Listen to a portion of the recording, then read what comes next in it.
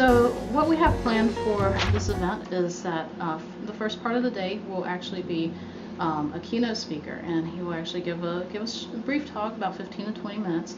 After which there will be breakout sessions where people actually they will sign up for this beforehand, but everyone who's participating will get with a group leader that's been assigned to them. And these small groups of 8 to 10 individuals in each group will actually engage in discussion and critique of their work. Everyone gets to present a piece of their artwork, and after everyone's presented, the group leader will actually help to facilitate discussion and critique between people who are peers and people who are not peers. So you will have people who are simply college students who are trying to get, trying to learn things about art, with people who are professionals who already, know what they're doing. But we want that kind of discussion to happen. We want this dialogue to occur between people who, are really aspiring and really trying, with people who already know and have already established, their ways, and are willing to share that with everyone. So we want the younger crowd to not be scared of coming up to these people and being able to approach them in this kind of friendly environment.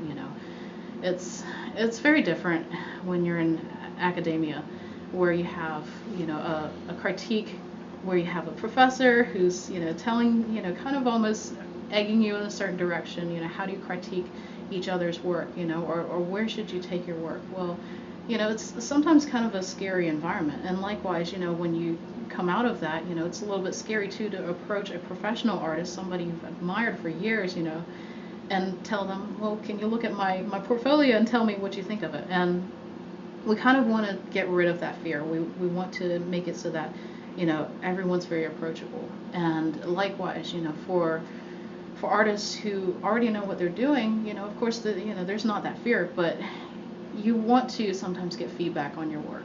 For myself, I know, as somebody who graduated in drawing, it's difficult to find peers who are going to give you feedback. Not everybody graduates in drawing. A lot of people do painting, but there's not a lot of illustrators, there's not a lot of drawers, so who do you turn to?